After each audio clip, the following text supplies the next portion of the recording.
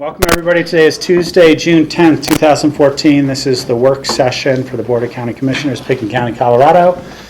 And I will call the meeting into order. And our first item on the agenda is a discussion of an ordinance of the Board of County Commissioners, Pitkin County, Colorado, repealing Resolution 062-2012 and adopting medical marijuana licensing regulations into the Pitkin County Code, Section 649.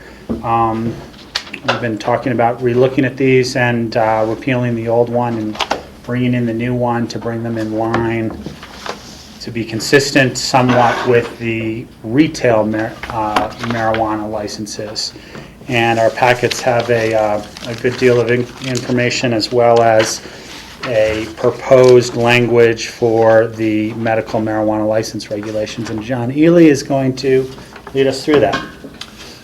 All right. Thanks, Rob.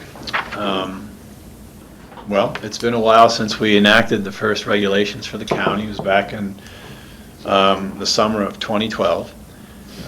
They were the first medical marijuana licensing regulations, and the interesting thing about it is we adopted it by a resolution. I don't know if anybody noticed that, as opposed to our typical methodology of enacting regulations or code of any type, which is through an ordinance. And the reason we did that is because at the time of those regulations, there was quite a bit of discussion coming out of a couple of different U.S. attorneys' offices talking about how local jurisdiction personnel who dealt with the actual licensing of marijuana operations might themselves be open to criminal prosecution for aiding and abetting the commission of a federal crime. And as a consequence, with that backdrop, the county took a sort of a backseat approach to adopt a minimalist regulation, to do it through a resolution as opposed to an ordinance, to leave it particularly out, and by virtue of the resolution as opposed to an ordinance, leave it particularly out of the actual Pitkin County Code and just have the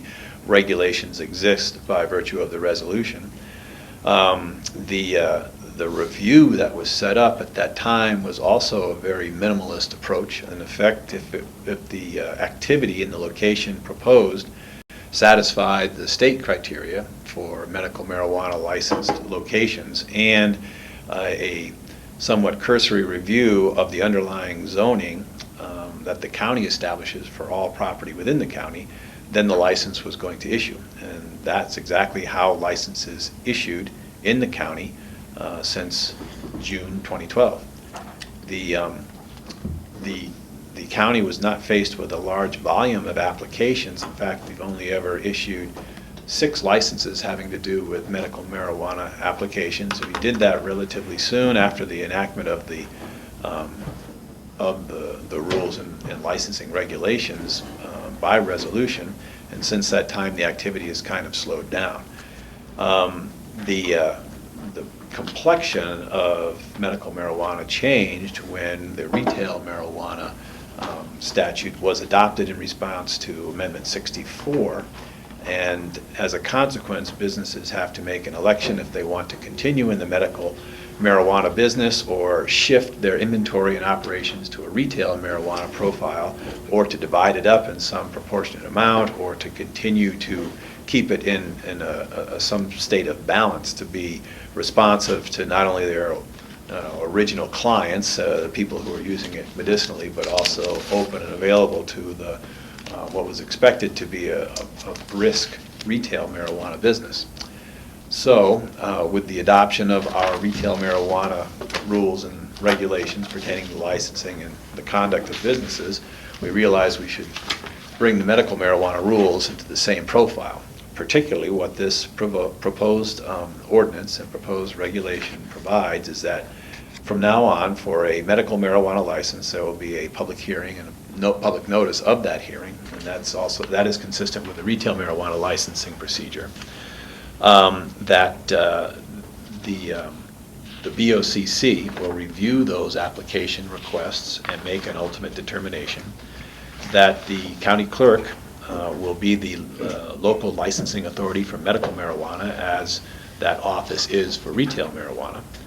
The ordinance preserves the requests of the various caucuses to restrict medical marijuana licenses in their respective areas and makes that request consistent with the actions that the board has taken earlier with the adoption of the retail marijuana regulations. And so in that regard particularly, the board adopted the requests essentially that the various caucuses have made, but indicated that the board would review it inside the one-year anniversary of adopting those regulations, which would bring it to February of next year, 2015. So the prohibition for the proposed medical marijuana licensing regulation runs coterminous with the prohibition in the retail marijuana licensing regulations. The different aspects of the two regulations reflect that there are distinct differences between medical marijuana use, production, and sale as compared to retail marijuana. Number one, there's no age limitation for medical marijuana. If somebody has an appropriate prescription from a licensed physician, then someone who's under the age of 21 may in fact obtain and use medical marijuana. The requirement itself of a physician's prescription in order to complete a transaction is required. The application process is a little bit different. In retail marijuana, what happens is the applicant files a license application form as well as the fee with the state through the Department of Revenue. The Department of Revenue then sends a copy of that application back to us along with half of the fee. We then request the application be augmented with our own application form, and then we review it following the issuance of a state license. This way the state can do background checks and other investigations of the individual engaged in business practices and so forth, and then we can rely upon that license or prospective licensee essentially passing muster with the state. And if that happens, then we conduct our review and, if appropriate, issue the license. The medical marijuana licenses were not set up to work that way. The local jurisdictions set up their own fee structure, not receiving half of a fee that was mandated by state law. The applications were independent, although the state law used to allow for a concurrent review by local jurisdictions as well as the state, such that the local jurisdictions could still shift that burden of the criminal investigations and background checks and so forth to the state agency while conducting its own independent review for local concerns. The idea being, under the original medical marijuana rules and regulations adopted by the state, that would be a concurrent process and the local jurisdictions would take advantage of information that was produced by the state. The concurrent review has been removed from the state licensing procedure. However, there is still a separate process in place. So the prospective licensee will file an application with the state, pay a state fee, as well as filing an application with us and paying our local fee. However, the regulations set up a process consistent with the retail marijuana licensing procedures such that we will wait, in effect, until the state conducts its review. If someone receives a license from the state, then we will conduct our review and determine whether or not it's appropriate to issue a license. The license that the prospective licensee receives from the state is a conditional license. They can't rely on it until there is some approval or license granted by the local jurisdiction. So that's a little bit of a nuance, but hopefully that will run smoothly through the licensing procedure, although it is difficult to keep the two straight, given that they're kind of two different avenues. But that's just a function of state law, and there's nothing we're going to be able to do about it in the near term.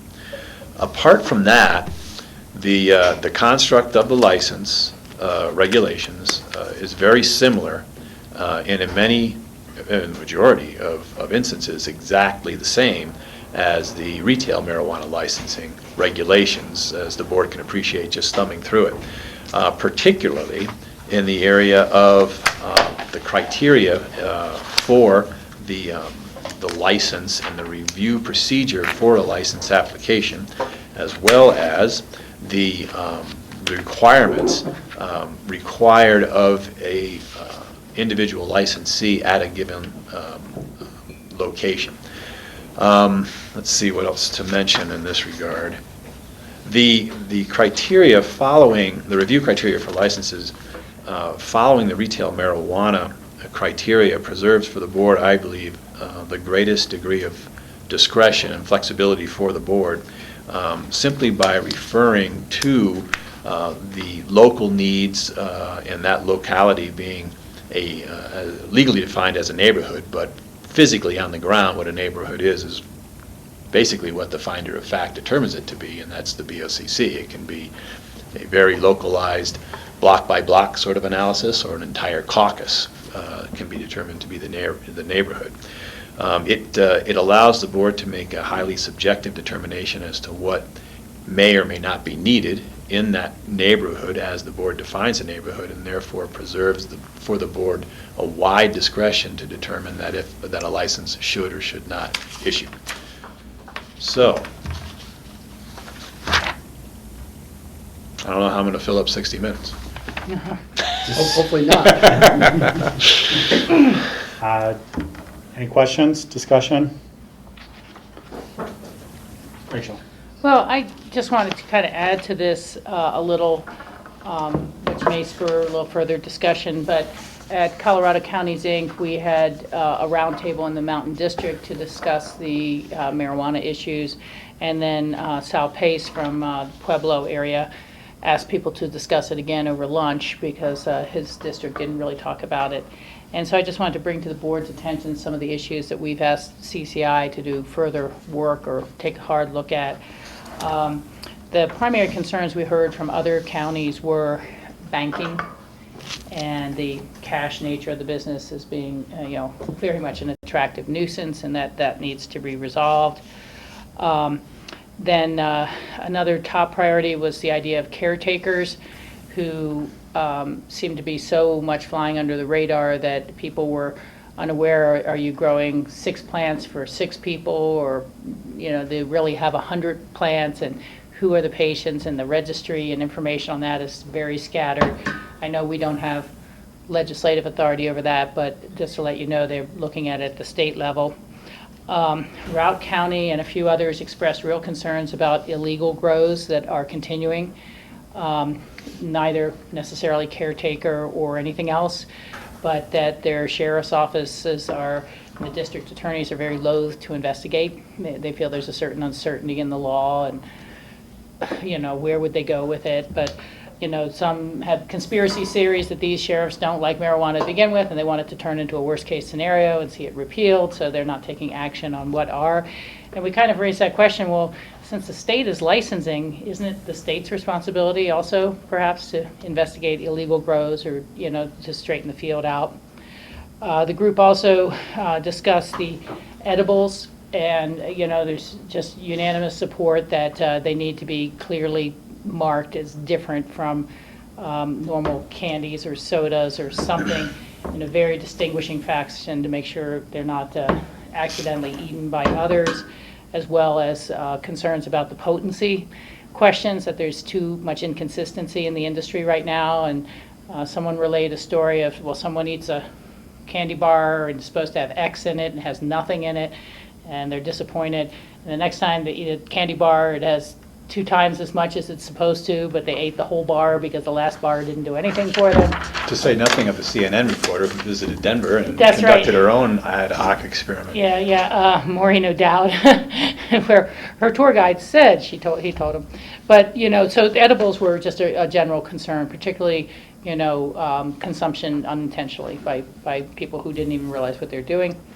There was discussion about the sales tax that the retail locations receive, that then goes to the municipality or place where it was sold, but that none of that flows to the county because the grows may be at a wholesale level.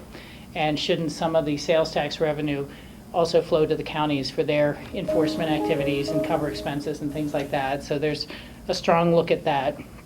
And then I had raised the one issue that we've continued to talk about at different times for clarification, and that is, if you're producing something that's turned into a pharmaceutical of some sort, is that really a commercial property?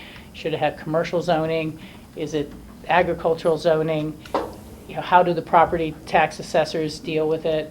One county said that, oh, it's no problem for us because we use a valuation model and we're able to say, well, this is how much this crop is worth inside this greenhouse. I had never heard of, a valuation model is being used differently on ag, so I don't know enough about the assessor's business on that.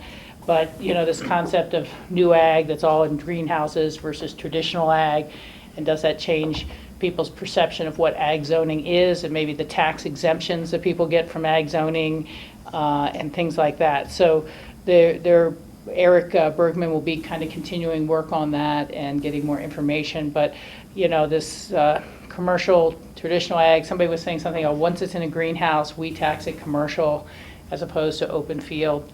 I really don't know. And so those are things that we'll all hear more about going forward. Steve? One more item, Sure. Rachel, that I remember was the discussion of using the Bureau of Reclamation water in a grow operation. And Pueblo County actually turned down 2 grow operations applications because of that issue, that they were going to rely on federal water for at least part of their waters. Yeah, that has become an issue that's growing. I don't know enough about it, but again, so if someone was trying to get their ag augmentation water from RUDI contracts, that might not be allowed via the Bureau of Reclamation. And I don't know how they contemplate things like the Big Thompson or Denver's Dillon Reservoir and how much that water mixes with their native supplies, or how they will And that calculate was, Pueblo's case was, it was for augmentation water, not the actual water they were using, but Yeah. because of that, they had turned down those 2 applications. Thanks, Steve. That was a really good point. Anybody else? Comments? Did the board want to talk about those issues at all, or? One of the things that we've addressed in some of the applications regarding retail is requiring them to come back to us with various information, and the water was one of them. And I don't know if that should be formalized in something within these regulations to say, Legal access to legal water. well, I'm not necessarily talking about the one issue, but all the issues that you raised, that during the licensing application process, a list of follow-up information may be required within a time frame, which may include, listen, make sure that, give us some sort of proof that the Bureau of the Federal Bureau that manages the water will be able to allow you to use the water, or it could really apply to that, almost all of that list that you said. Like, what is your plan for Quality assurance and edibles, or yeah, the exactly, type or and shape labeling and inside. edibles? If it's not regulated at that time, we might put an extra standard on their licensing application to say, come back to us with what your plan is a month from now, or your license will be revoked, or something like that. Because there are unanswered questions regarding so many of those things that the state hasn't answered yet. We haven't been able to really answer yet, but we might say, this is a concern and we want you to come with a plan. We did it, I was trying to look through where it is in here, but we did it with the training of staff. We basically said in here that you need to come up with a staff tips program at some point, to kind of like the tips with alcohol program. But I don't know if we want to, as part of memorialize it a little bit more in one of these categories, to say additional requirements may be required upon approval of this application for more information within a time period designated by the BOCC. And it kind of covers us when we're overviewing these applications to say, we don't know what the water issue is with federal waters. Come back to us and you tell us what the issue is. And then we, at that point, make a decision to say, you haven't answered our question properly, or you have answered our question properly. I don't know. I don't know what the board thinks about that. Rob, the paragraph you're thinking of is on page 7, K, which is regards to personnel. Yeah, The, on page 3, numbered criteria 13 allows the board at its discretion to request additional information that would be useful in making a determination. So we've got an ability to basically ask for anything.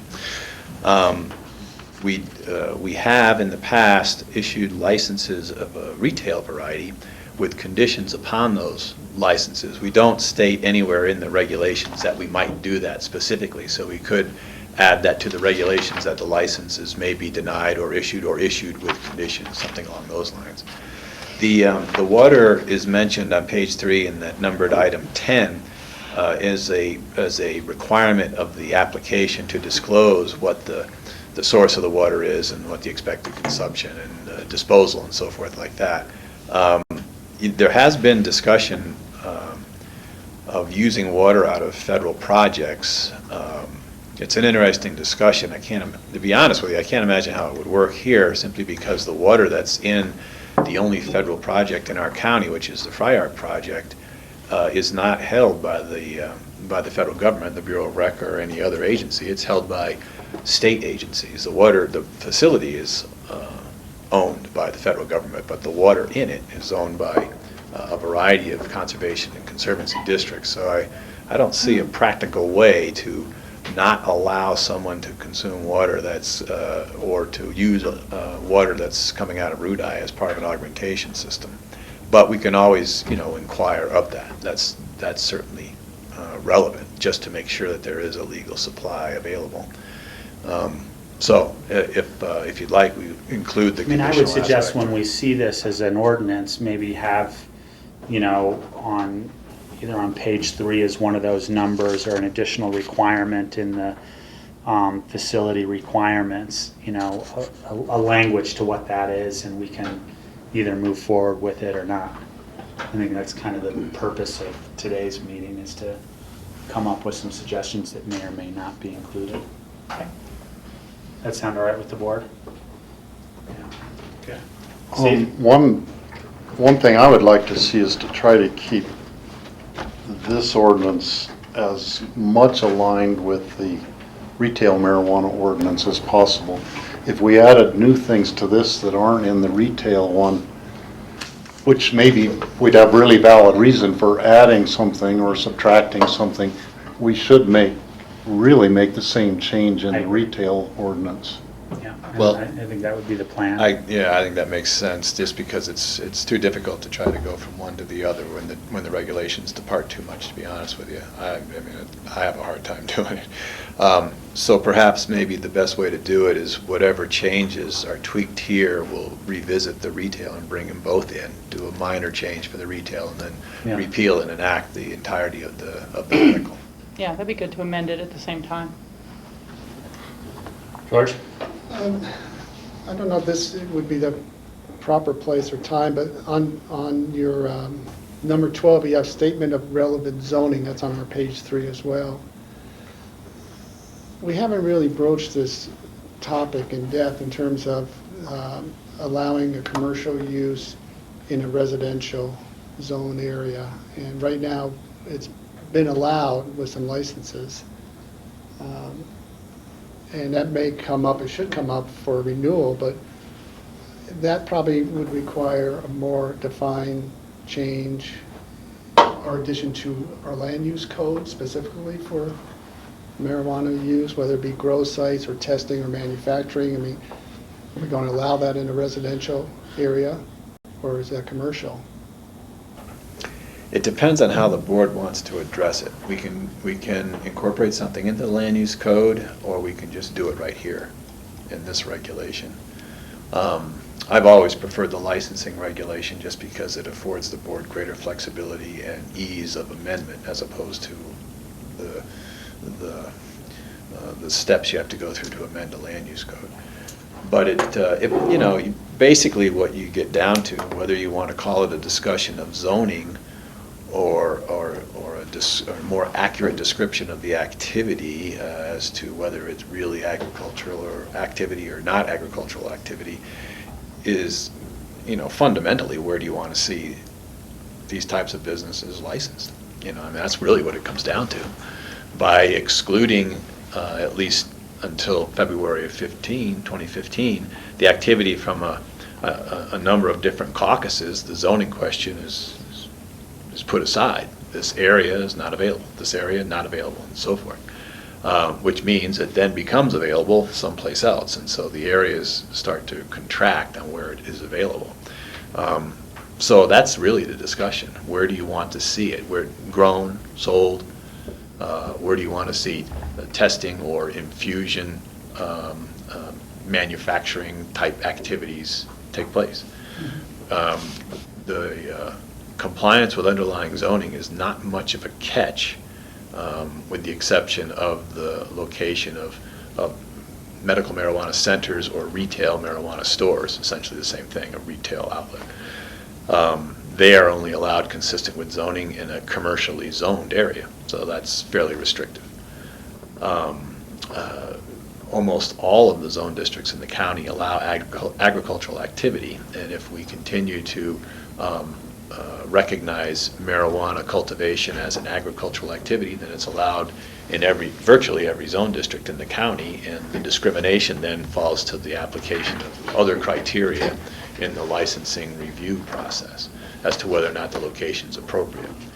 The testing and manufacture of infused products would, as a consequence, only be allowed in a commercially zoned area unless they fell within an exception that the county land use code recognized, which is a home occupation.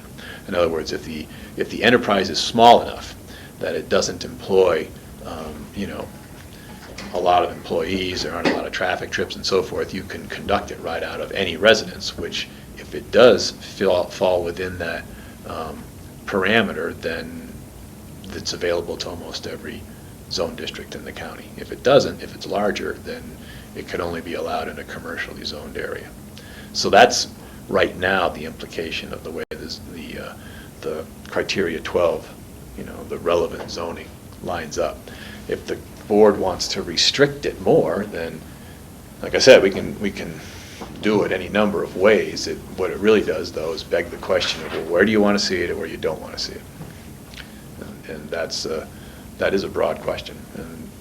And the only way to answer it is have the board take it up and let me know how you would like to see it memorialized, or just leave it to me to graft the appropriate restrictions. Rachel? On that question, I'd really rather leave it to the licensing. I don't want to get into it as a zoning matter. It seems we've already excluded the caucus areas who have requested that, and we're now going to have public hearings on all the licenses. But if we say not the caucus areas, but all the ag areas, I know this document's very clear to say there's no vesting and don't expect any vesting, but then you really do have that sense that, wait a second, your zoning said it could go here. And now you're applying a bunch of other standards to tell us no. And by saying it's part of the licensing, it leaves the discretion entirely with the board and doesn't beg a, preliminary, it's supposed to be okay here, so, kind of setting us up to being a denial when, it wasn't clear from the land use code when someone first looked at it that it wouldn't be subject to different standards. Michael?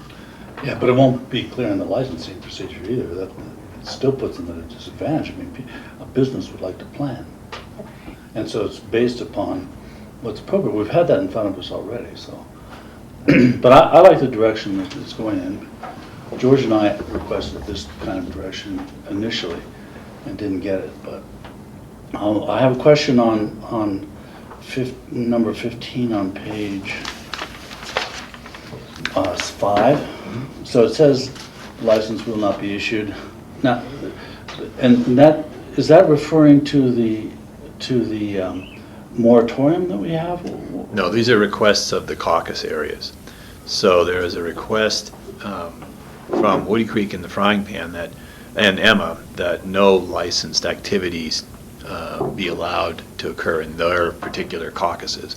The request for restriction is somewhat more narrowly expressed from Snowmass Capital, which is a focus on cultivation facilities, which in the practical reality is kind of what you'd be looking at in the Snowmass Capital area, and a more restrictive recommendation from the Crystal Caucus in that they don't want to see any medical marijuana centers, which is the retail operation of the medical marijuana enterprise, set up within the Redstone Village commercial zone district.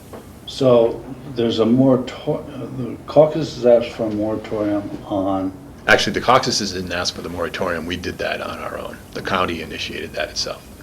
issued a moratorium for retail. No, for Medical. new medical marijuana licenses, and it was done just to allow this process to take place. In other words, the catch-up of the medical marijuana licensing regulations to a point consistent with the retail license regulations. Okay, and so, and this codifies that? Yes. So this can be changed at a point when, say, those caucuses change their mind? Can be changed at any time. At It can any be time. changed by the BOC. It can only be changed by the BOCC, however. The caucuses make recommendations, and the decision point for the board will always be to accept or not the recommendation of a caucus, or to do something, else. Okay. But at least what we're saying here, basically, the reasons that you said, Michael, is that to forecast to somebody for planning purposes that right now, you're not going to get a license for this type of activity in these places. Rachel? And so this section 15 mirrors the retail marijuana request of the caucuses as well? It mirrors the requests of the caucuses to the extent that it follows exactly the request of the caucus. The caucuses didn't make the same requests consistent with retail marijuana as medical marijuana. For example, in the Crystal, when it comes to medical marijuana, made a request that there be no centers for retail distribution in Redstone. Right. When it came to retail marijuana, the Crystal Caucus made a recommendation that no licenses issue of any type for retail marijuana activity within the caucus boundaries. So the recommendation from that one caucus isn't the same for the two types of activities. Okay. George? So, back to the issue that Rachel and Michael raised in terms of expectations for a potential applicant. This clarifies where it won't be allowed, but it also states that the BOCC has a broad discretion in terms of allowing it anywhere else within the county, even though it's zoned, it may be zoned properly, it doesn't mean it's automatically going to be Correct. granted a license. Correct. You still have to file an application, you still have to be evaluated, you still have to have a public hearing, and you still have to be granted that license before the activity can occur. Right, so it should be clear, no one should be going out purchasing property on the assumption that because it may be zone AR10 or whatever outside a caucus area that it's going to be automatically approved. It'd certainly be a risky venture. Yeah. Michael? The discussions come up in Woody Creek and based around, is it commercial or is it agriculture or whatever, and really the desire is to continue traditional agriculture, and that's, I think, envisioned as grass growing, cattle growing, that kind of thing that we've sort of have to some degree or other in the county right now.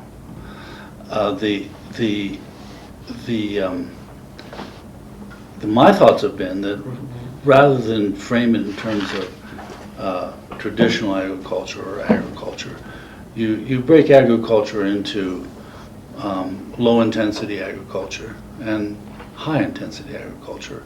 And high-intensity agriculture has buildings associated with it, structures associated with it, and intense cultivation associated with it. And that would only trigger more review in terms of, is it appropriate in this location to have these structures and this kind of activity? And because all this agricultural zoning is essentially mixed residential zoning also, and that's really the crux of the problem that you have. But it could also be high-intensity agriculture, could be concentrated pig raising or concentrated turkey raising or anything that is also associated with structures and all kinds of side effects. So that's sort of been my direction in terms of clarifying getting away from commercial. In other words, these people are making a lot of money, and I'm not making that much. Therefore, I should be zoned in this, and I just don't think that works. But the level of intensity, for me at least, works. So, and that's for a later discussion. But I think we should think about that in terms of clarifying people's expectations. That a review, and this also unfortunately coincides with a greater interest in greenhouses just in general for the production of food for your family or for sale for that matter. So, which hasn't been in the county before. So the two activities of greenhouse food production and greenhouse marijuana production have coincided and have, I think, have the tendency to confuse the two issues and to suppress the issue of, I think, quite a beneficial issue of food production. And I'd hate to see that kind of intensity zoned out entirely just because you don't want marijuana production either. So I think it's a very complicated question, and we need to deal with it in a way that's productive for the future and for people's expectations of what they can expect to do on their property.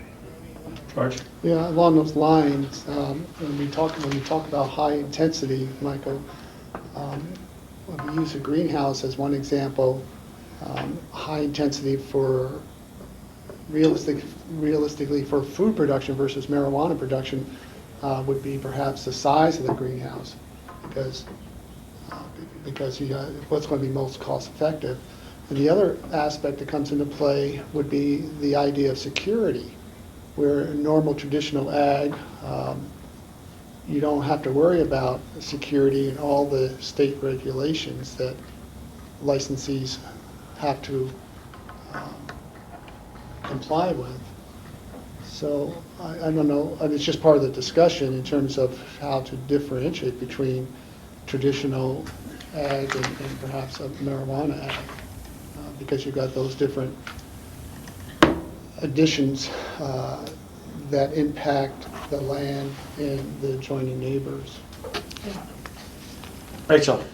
I'd be happy to explore the concept further. I think as everyone is kind of putting together, whether it's in Pitkin County or across the state, the different threads and components to make a cohesive program, I think it really would raise some difficult questions because, George is right. If you really want to make a go of it raising tomatoes, you're probably going to need a lot more space with a low-value crop that may sell for $4 a pound retail, as opposed to marijuana. So it would get hard to say, well, you're low intensity because you're tomatoes, but you're high intensity because you're marijuana, even though the square footage might be less on the marijuana side as necessary. And it also kind of gets into this question of, well, you have a large lot, should you have a 15, 25, 35 acre lot and say, we're going to zone it as high intensity because you're using 10,000 square feet out of 35 acres for this activity. It's almost the same argument that people often use to say, well, it's only one house per 35 acres. Maybe it's okay that it's 10,000 square feet because it used TDRs and sterilized other lands. But at the end of the day, one house per 35 acres, they've preserved a lot of land in open space separate from whether they use a TDR up or not, because it's just such a large lot to begin with. So I think it would just raise a lot of little tricky issues that should be explored. I like the terminology that Michael has hit on as opposed to traditional ag, non-traditional ag, things like that.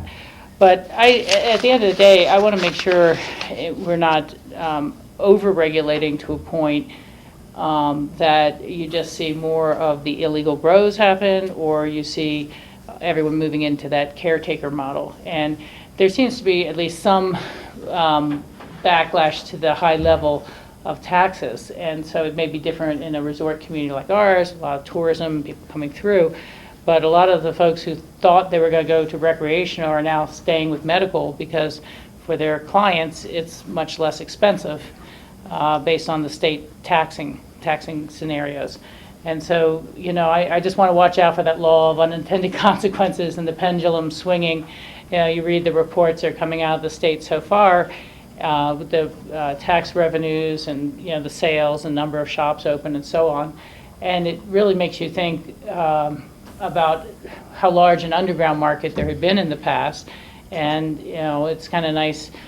These folks are buying from people who are growing in Colorado and employing Colorado residents as opposed to cartels from other countries. And so, I think it's important to, keep in mind not over-regulating to a point that we end up encouraging the opposite behavior than the whole regulation is supposed to intend. Michael and Steve? I'm not really talking about rezoning, I'm just talking about, it's more the kind of thing we do with a housing development. I mean, a house, we have a site plan, right? What are you gonna do on this site? Where are you gonna do it? And is it appropriate there? And so the high intensity, low intensity just becomes a review of, is that site appropriate for that activity that you've outlined? And indeed, it may well be appropriate in other cases. And we saw one recently that didn't seem that appropriate because it was cheek and jowl with the residents. And that was the main objection of the person who had the residence. I can see this, I'm going to be able to smell it, I'm going to be able to hear it, and even though it's on a 35-acre piece of land. So it's really that kind of approach. It's a land use approach to reviewing the activities that you have on that land. And so that's consistent with what we do anyway, and it's also consistent with not just marijuana grows, but any kind of high intensity agriculture, which we might find inappropriate in certain neighborhoods. I mean, all you have to do is have numerous livestock move next to you to be infested by flies at a time when you thought, well, this is fairly insect-free. So that's the kind of review that I'm talking about. And I think it gets away from the arguments of, is this commercial agriculture or non-commercial agriculture? And that's been the difficulty certainly in Woody Creek. So Sounds to me like we've kind of proposed one kind of potential language change, but in addition to that, maybe we formulate a list of things that need to be addressed for larger discussion and address those closer to the February 12th date where these we're going to it states in here that we're going to readdress that anyway, but we could readdress the zoning issue at that time. We can readdress the large agricultural or idea and how those might affect different sections of other sections of our zone. But in terms of moving forward today with the regulation that's before us, this certainly brings things into line with the retail marijuana, and notably still has the broad board discretion to take into account the things that we've talked about anyway, in making that decision. Does that sound like the right direction? And Steve, you want to add that's something? kind of the direction I was thinking. I don't have any inclination to change any of the wording in this. Keep it consistent with our retail marijuana thing for now. Keep a list of issues that are ongoing discussion items. The state legislature is changing things at the same time, and Yep. by the time we get to February, we can have a pretty good list built up of decision-making of points. Decision, yeah, decision things. In the meantime, if something comes up that is like, oh my gosh, we have to change this right now, we could jump in and change it, but the idea of the one-year moratorium was to put our rules out there and just see how it works for a year and see how the ground is shifting all the time, really, in this new industry. And rather than make a bunch of changes that, let's just make a list like you suggest, Rob, and maybe John could be the one to kind of keep that list, and if we have anything we want to add to it, and then when we get closer to February, then that would be a good time to review the whole thing and put it out to the caucuses for their review of their situation. And Does that sound like a good direction from the board at this point? So rather than affect any tweaks to this proposed language, we'll keep it as is. We'll maintain a list of things to consider and talk about again, and potential changes, and do it all up in advance of February of 2015. Okay. With the exception of the one thing Rob had raised earlier. Yeah, I'd like to at least see the language of the one thing that I raised, because I think it's Okay. Concerning well worth water? it. Well, it's really concerning added requirements that might be added to the license to be completed in With a time condition, period. the conditional issuance of a Yeah, license. just, which I think is in there, but I think it's important for them to We'll know just that. make it because explicit. they're unknown. Sure. All right. The only thing I would add to the other discussion is I like the idea of actually a low and high intensity approach. It's I think it will be much more manageable, and it's appealing actually on a lot of different levels. But you have to remember that you don't need a structure to grow marijuana outside. We're going to see an application for an outdoor retail marijuana grow facility, but the individual involved decided to put that off. So it doesn't look like we'll see that application this year anyways. So, but it's not contrary to state law, and not contrary to this regulation as proposed, or the retail regulations as adopted. So that really does, without getting into a traditional, non-traditional, high-intensity, low-intensity discussion, you have to just be aware of that.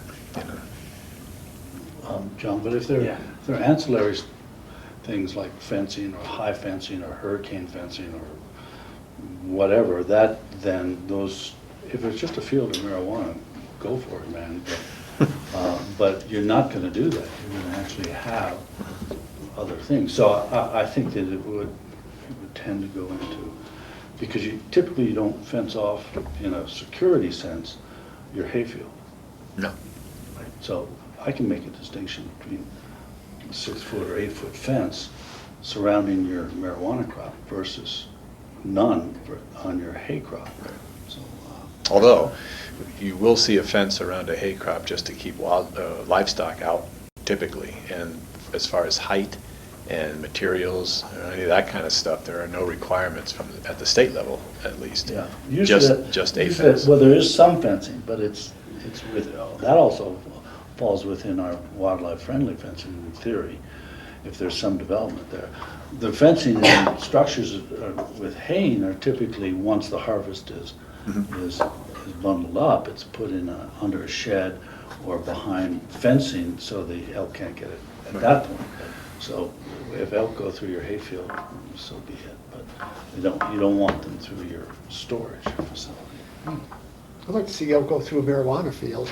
Yeah, and stay there. Stay. Mellow out. Steve? They turn into moose. security of agricultural equipment and crops is a recurring problem. It doesn't matter what the crop is. You know, there are semi-loads of livestock stolen off of property. There's whole stacks of hay stolen off of property.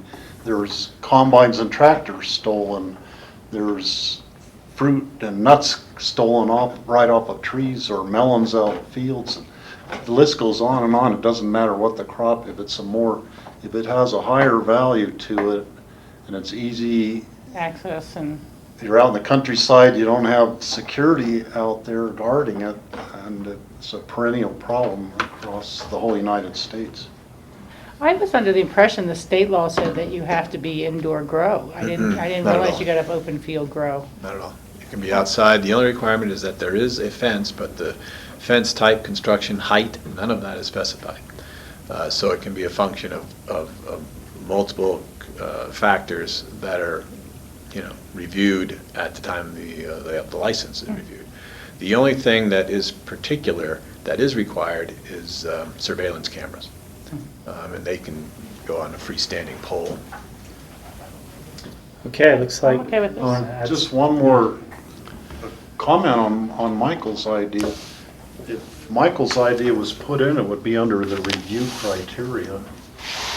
I actually wasn't trying to change this. Yeah, I was but just if, saying, as an issue coming forward, that we would have to deal with it in a way that didn't confuse agriculture with But I- commercial. That was really, Yeah. that's most people's problem is, listen, I know when I see agriculture and I know when I see commercial. And so when you've got large greenhouses, that's commercial, whereas this is agriculture. So it's getting very complicated. And I think we need to bring that up, but I would also, last little add, commercial is kind of an odd word, because commercial means you're selling a product.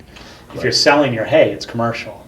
So I don't think, That's the I don't problem. think commercial's the right word in dividing no, those two. Exactly, that's the problem. I agree, and I just maybe that quote Pitkin County hasn't seen that much real agriculture in a long time. All we've seen is really the cattle and horses, and maybe some very small crops at sort of the farmer's market. But you get down to Mesa, they're not just picking those cherries, they're freeze drying them and they're covering them with chocolate and they're making them into jam and they're doing all sorts of production. And then they sell in, little commercial outlets right on the edge. So I just don't think we've seen that level of commercial ag that it really exists, that makes for a true commercial market.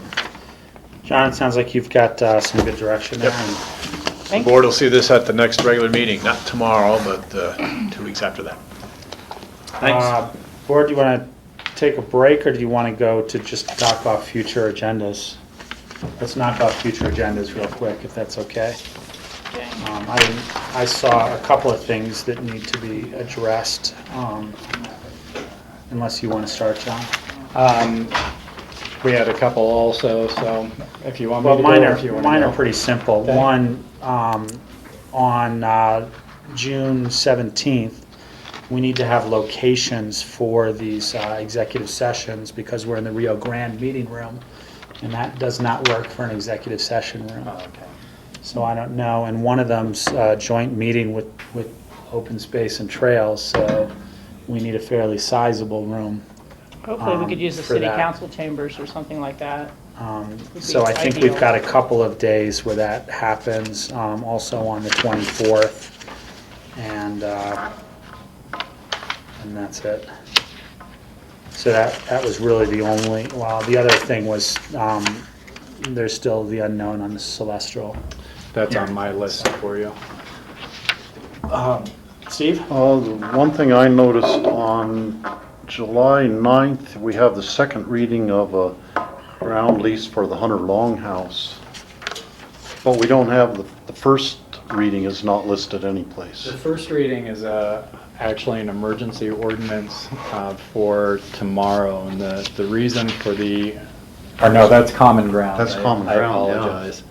So let me, if we keep getting those. Maybe mixed up, so- maybe you just need to Common ground add, and Independence or Place are the maybe same this place. is the first reading instead of the second reading. They're the same thing. Hunter Longhouse is. two different, Oh, yeah. sorry, Hunter Longhouse. See, I yeah. keep doing that too. Okay, we'll make sure that we get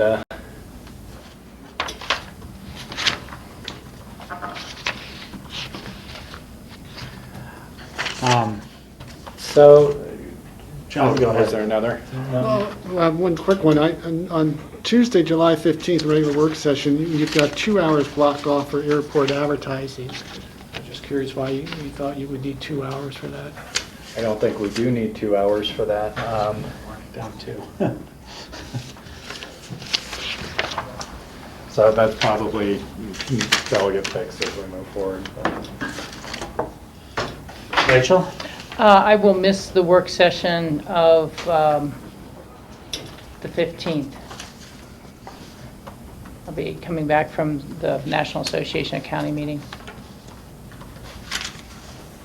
I'm sorry, which date was that? The Rachel? Tuesday, the 15th.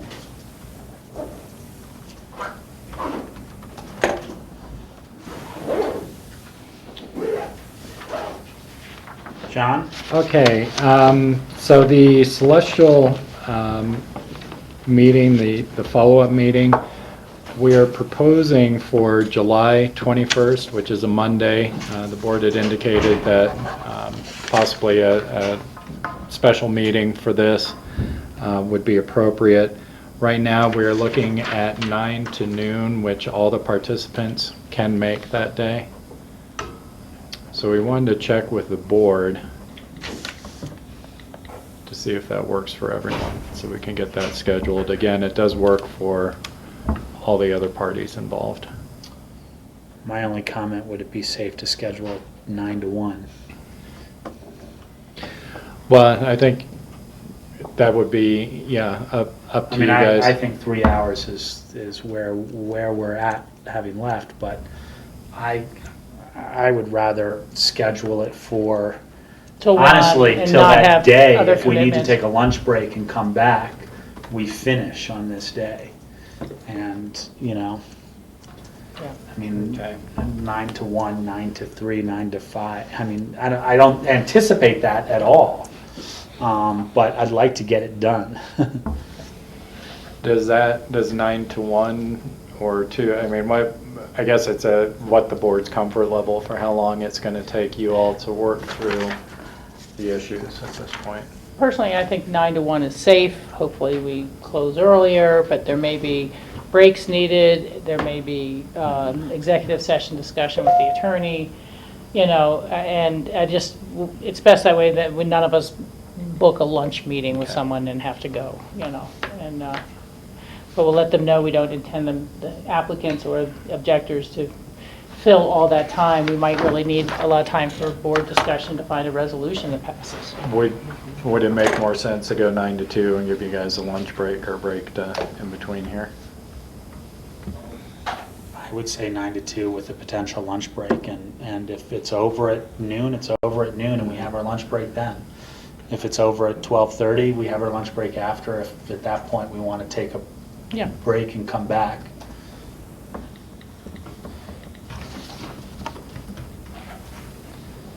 And that works for everyone at this point? Yeah, the schedule for the 1177s on Mondays is just not clear right now, and as I said at the last time when we were looking at these dates, if they do end up with one on that meeting, we'll just have to miss it. You know, it's just, we've got to get this cleared up. But I tried to ask yesterday, the future meeting dates, and they're like, well, we know we're having one June 23rd, but we're not sure about the rest. So, Okay. we'll just see. That's all I've got on future agendas at this point. Anybody else? All right, we're scheduled for a 15-minute break, come back for MOIs. Nancy Leslie should be here for the bi-weekly, and then we've got a letter, I think, is it Helen? And just so you know, Nancy was on a site visit for stage 2 down in Redstone with the sheriff's department, and they had to respond to an auto accident. They're on their way back now, so she's hoping to make it. She might be running a few minutes late. Okay. Okay. So when are we back? We're going to be back at 2:45. John, just a Our small scheduled one. time to be back. It says Celestial.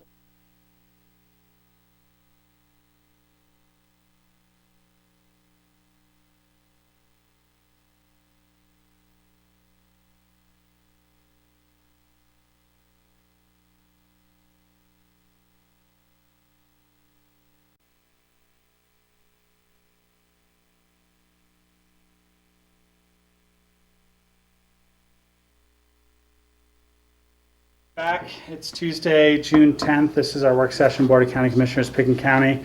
Next on our agenda is our memos of interest, and first is a proposed letter regarding the BLM proposed resource management final EFIS. Thank you, Rob. Ellen Sassano, for the record. This actually is a letter, it's not a proposed letter, it is a letter that was sent to the BLM on May 5th. It's a protest letter regarding the proposed resource management plan, final EIS. You reviewed potential contents for this letter, and there was, as always, a very short turnaround time for getting it done, and you were not able to see the final letter before it went out. So I really just put it in your packet so you'd have an opportunity to see what went out. And really, I'd say the focus of the letter was the management approach to the Crown area. And while some of the recommendations we'd made in the draft EIS regarding management of the Crown were taken into consideration in this final draft, they didn't ultimately take our recommendation to heart, and so we commented on that recreation management aspect. And the other major component of the letter related to extending the wildlife closures on Light Hill, Williams Hill, and Albany Mesa, which is at the top of Albany Kittle. And we did that in conjunction, working with the Colorado Division, Colorado Parks and Wildlife, no longer Division of Wildlife. We coordinated with them. They had submitted draft EIS comments, but I think due to timing and staff, they were not able to submit their own comments for this protest period. And so we worked off of their draft comments and forwarded some of those in our own letter. So those were the two major components of the letter. While I had thought we might include some travel management related issues, I was informed by the BLM that travel management issues could not be addressed in a protest letter. They may only be addressed after the record of decision has been issued as an appeal. So some comments perhaps that we may have forwarded dropped out if they were specific to travel management. So that's the gist of it. The letter is attached, and we may or may not hear back from BLM in the event that they'd like to come discuss the issues we protested with you all to try to resolve some of them, or at least come to some closure before the record of decision is made. They're anticipating issuing a record of decision, I think I said, in August of this year, and after that there will be an appeal period. I assume we're not going to want to move forward with an appeal. So that's really all I have in terms of presentation. Did anybody have comments? George? Well, I just want to comment, I think as usual, Ellen, it was an excellent letter, so thank you. I think you really captured our main issues and concerns, that being impacts to the wildlife, the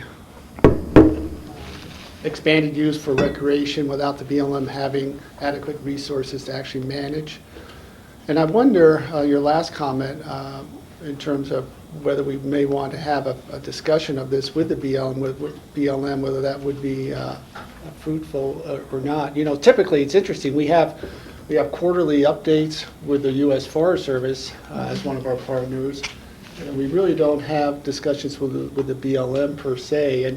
And I wonder if it would be valuable or productive to have a discussion with the BLM on these topics, just so they hear from the commission, all the commissioners. I mean, they've heard from myself and staff, but I'll just throw that out. It's been a month now since their protest deadline has come and gone, and I'm guessing by now that they have things sorted out. And if you'd like, I can contact them and ask if they'd like to follow up, if that's your pleasure. I don't know whether they'll take us up on it or not, but I can certainly contact them. Rachel? Yeah, and George pretty much took the words out of my mouth. I was thinking that, perhaps if they hadn't contacted us, we should contact them to say, would they like to meet to resolve these issues? Now, I'm not as clear on what their internal requirements might be when they're in this type of process. It may be something that they could meet with the chair and you, George, since you've always been on these issues, and Ellen or John Ely and you or something.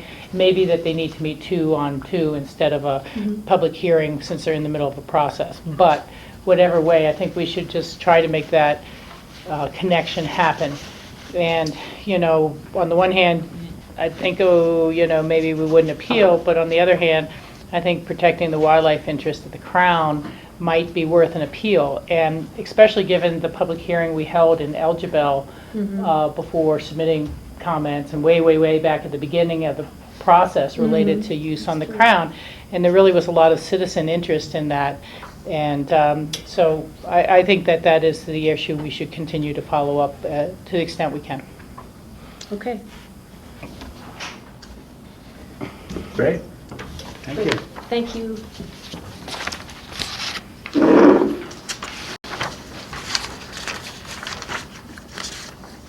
Next is our bi-weekly update from the bike race. USA Pro Challenge. Nancy Leslie. Nancy Leslie for the record, and I brought Alex Burchetta with me too. It was just kind of handy and convenient since we've been together all morning and racing up here. In case you had any kind of community safety questions for him, we thought this might be a great opportunity. But really taking off where we left off last time, we had just been given our start times for stage 1 and stage 2. And so in the meantime, we have met with RAFTA, the airport. We'll be meeting with the hospital within the next couple weeks. We have met with Captain Duran and the State Patrol. And so the impact times have been set from 1 p.m. to 5 p.m. on Monday. And then on Tuesday, what we have is more kind of a rolling enclosure. And so off the top of my head, Aspen, the impact times will start at 10:30. I believe Basalt is 11:30. Carbondale is noon, and kind of so on. And so we are meeting actually on Thursday as kind of the incident management team, making sure those neighbor notices that we put out are kind of finalized by the end of the week. All safety aspects, everybody feels very comfortable with the language. So that is kind of where we are in that process. Questions for Nancy? Michael? Nancy, last time we had the meeting, I mentioned Elam was. Yes. Oh, did you speak with Elam? We're working on reaching out to them. What we were doing is waiting until we got these actual impact times, and especially with all the other, we literally just got these yesterday probably from State Patrol. And so I wanted to wait and give them so we knew exact times. So I will be reaching out. They are on my list. You know this race is going to start till 1. Correct. So I don't Correct. think they'd want to, they might want to take advantage of a half day of. And I wanted Tuesday's information too. Okay. Yes. So I was waiting till I had everything to reach out Okay, to. thank you. Yes, you're welcome. Other questions? Not a Steve? question, but a comment. I think it's great, the line reaching out to the hotels to firm up the shuttles so they can look at the airplane schedule and they can, anticipate when they need to get there on, after a loop, after the peloton goes by at a certain point that they can get in there. And I think that will make things really better for the airline passengers to have that coordination. That's awesome. Thank you. Great. Thanks for your Great. hard work. Thanks for the update. Thank you. Next, we're going to move into our BOCC open discussion. John, do you have anything for us to start with? Yeah, just a note for the board that we had issued an RFP for IT services, we've had 11 responses to that, so we'll be evaluating those and bring those back to the board for discussion, hopefully in the next few weeks.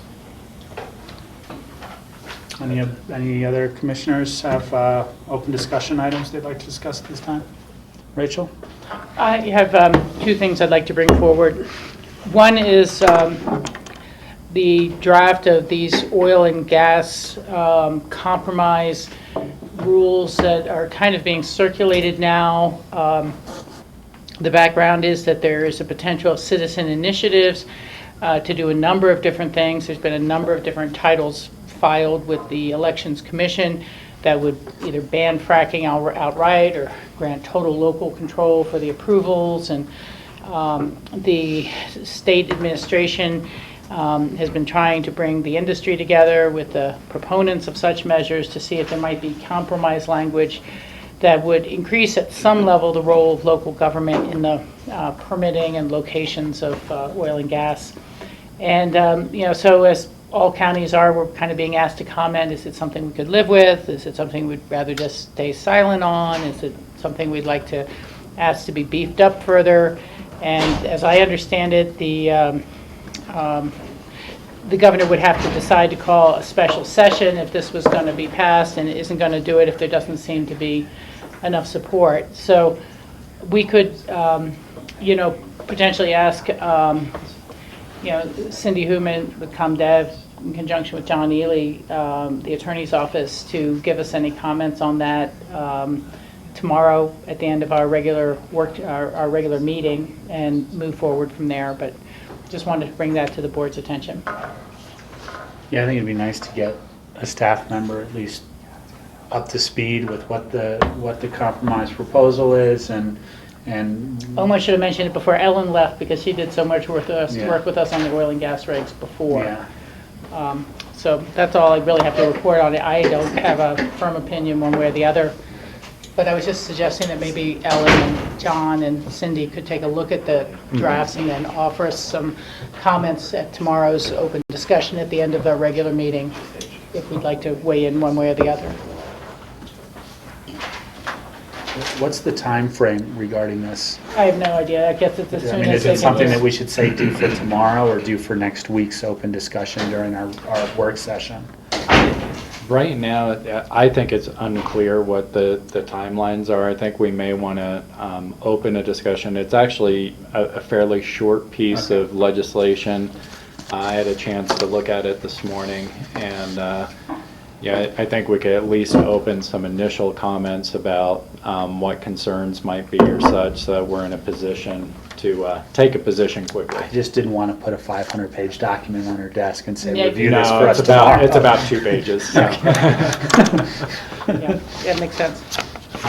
Okay, great. We have some direction there. Anybody else have some open discussion? Steve? I would like to give an update on a situation that's been ongoing down at where Snowmass Creek crosses under Highway 82, and this started about last Sunday was when I contacted John and Brian Pettit about this flooding. There's a log jam in the creek there, and the water is leaving Snowmass Creek and going over and hitting the retaining wall of the park and ride for the there at Old Snowmass, and also the retaining wall for Highway 82. So Brian or his staff have looked at it, and it's really too dangerous to get in and remove the logs until the water goes down. So they're keeping their eye on it just to make sure.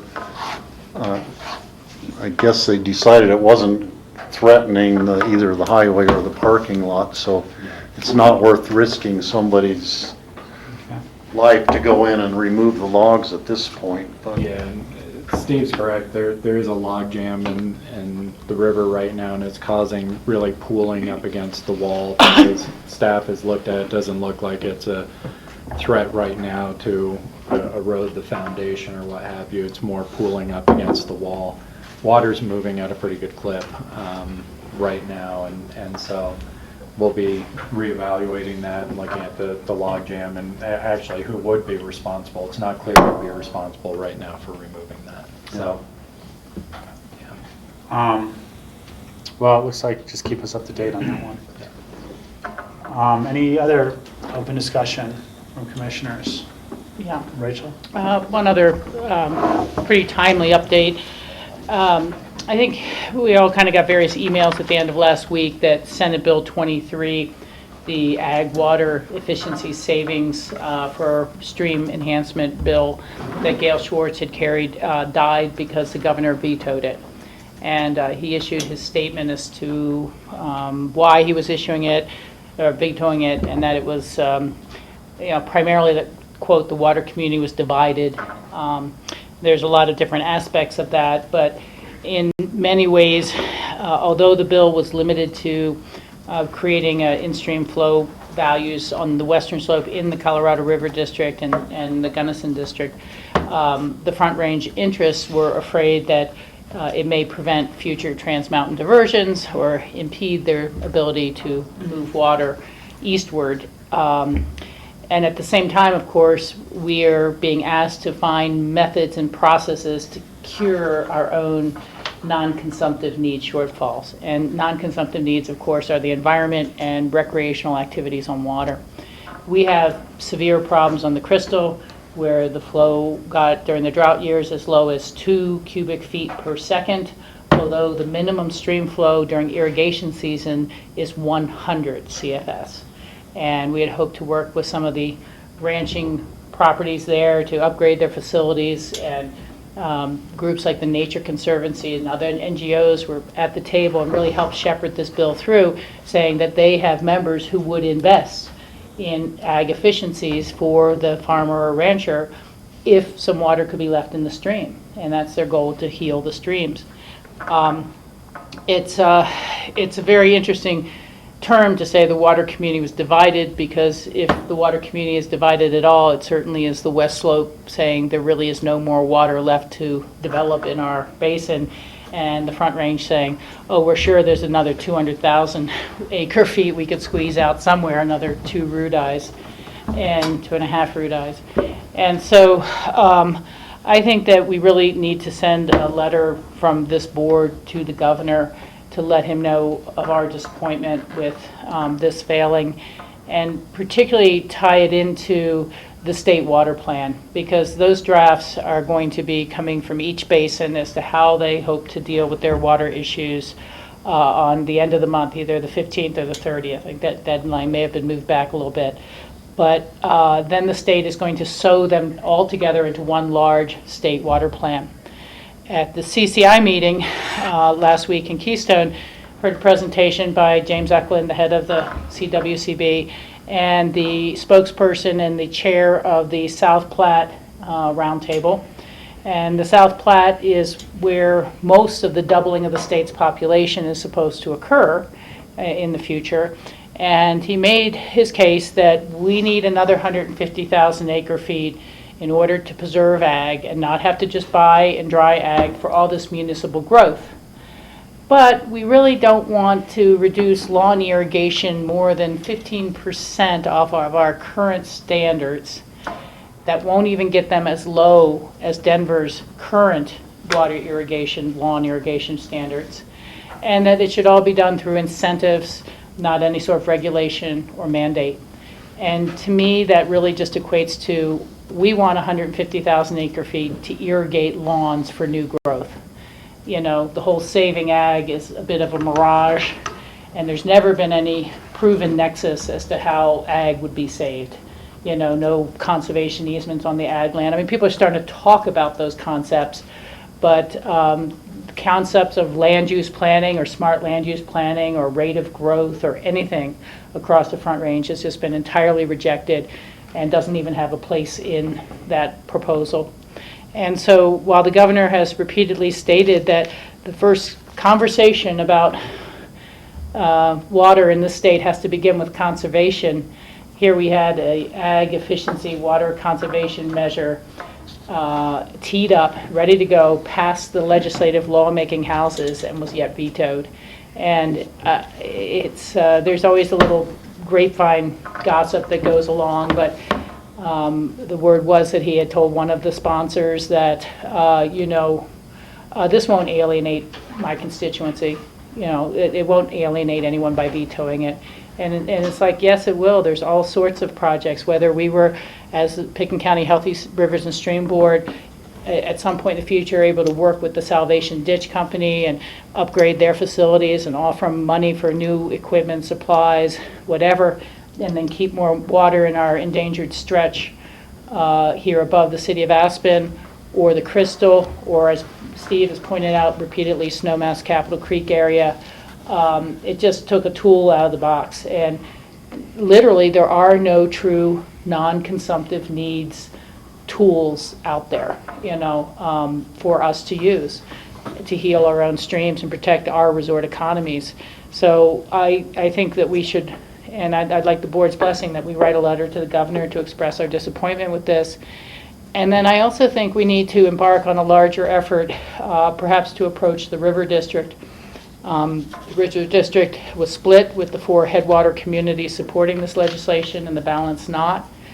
The logic has been, well, if there's ag efficiencies made, we want those people to sell them to other ag users. Heck with the river. We'd like somebody else to be able to pull it right out and irrigate with it. Or we like these efficiencies, but we want them to sell the water to municipalities for new growth and new use, but not for the rivers. And so, we all pay property taxes into the River District, but yet it's a non-elected board. And, similar to, I would say, ourselves, I think most boards of county commissioners don't have the depth of water knowledge, expertise, legal expertise, and they just kind of keep appointing the same person for 30 or 40 years, even though the needs of the district and the water community are really changing and need to evolve some. And so I think we need to formally ask the River District to consider having a non-consumptive point person who can lead up non-consumptive issues and help communities deal with their non-consumptive projects, or that they could take more account of that in their operations. Right now, non-consumptive needs, in my opinion, are being treated like nothing more than a pain in the behind, and that we only do as minimal as we can to make sure we can get some sort of NEPA seal or NEPA approval. And the state water process, it's just scary when you listen to the other roundtables speak. They're out there saying, well, we don't think new projects should have to pay for any past sins. So if we've already dewatered and ruined a creek, what's the problem with us coming back and doing a little more? We don't have to make, and also asking, well, who's going to pay for the non-consumptive needs? That now to continue to fish the same way you used to fish and have enough water for that fish, somehow the public has to pay for that water to remain non-consumptively used.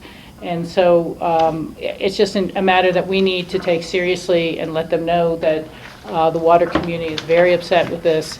And the idea that we're going to get a pilot project maybe in 2016 and watch it play out for 5 years, and then maybe we'll talk about you guys having rights to do that somewhere around 2020, 2021 is absurd. So I would like the board's blessing to go forward and pursue both of those avenues of nudging the River District towards taking a little more responsibility for non-consumptive needs. If they're going to issue the letter that everyone hangs your hat on to say we're going to veto this bill because the River District doesn't support it, then it becomes incumbent in my mind on the River District starting to create tools for us for non-consumptive needs. And I think we need to let the governor know we're very concerned with how this foreshadows the treatment of the Western Slope when it comes to the state water plan. George? Thanks, Rachel. I would support that. My question is, because we've had this discussion concerning the River District before Yeah. in terms of representation, and I've also asked you, made the comment that the 1177 roundtable, which is being basically facilitated by the River District. Kind of. Kind of. They've loaned their staff, Jim Loaned their Procran, staff. to be the chair. But they're talking about non-consumptive uses. Yeah. But it's not getting translated to the River District Board. But there's a disconnect there. But I'm just curious, who appoints the River District? Each Board? county appoints their own representative. So we've appointed John Ely as our rep. Garfield County has appointed Dave Merritt. And there's just one appointee per county. Yep. And, it has struck me before too, that, unlike other boards in which you pay taxes, the River District holds an annual State of the River meeting. This year's was in Glenwood Springs for the Roaring Fork. And the staff will be there, but never the board. The board itself, as board members, don't, and I can see they come from Moffat County and Gunnison all over, but you never meet with them. You never meet with them. They don't meet with the public. And, somebody said, well, you guys should start showing up at public comment section of our meetings. No one ever shows up at our meetings to talk about how important these things are. And, that might be an approach. A lot of their agenda is executive session materials, obviously. But I think that we should try with some of our fellow counties who do get to appoint members to, request that they review their changing mission in changing times and not just look at themselves as water developers. It was really a little disheartening to hear Dan Birch, who I respect tremendously, give a presentation about Elkhead Reservoir and use the terms, well, those of us in the water development community, and their obligation is to defend and develop, to protect and develop that water resource, and we're just not seeing the direction we'd like to go, and we're in a minority in that board, but I think we need to make it important to the other county members. Is that a general nod Yeah. off to keep pursuing a path like that? Thank you. Rachel, do you think you would write a draft or have John? I think I've worked with John Ely, John Ely, I meant, yeah. yeah. And have a letter come to us for advice and consent. Yeah, I think so. We would want to do it that way, absolutely. Okay. Other open discussion? John, Mike, and Cindy here for executive, or are we going to do Yeah, this for at this the, point? you had added an item this morning to talk about a potential code enforcement issue. And so at this point, you continued that executive session, so you can go Actually, we back. closed it, we got to reopen it. We got Oh, you gotta reopen We it. noticed it twice today, so. It's okay. Okay. So they're here for that. And Okay. if you want to go back in, we can take a break to let grassroots break Yeah, down. let's, and we'll let's get ready.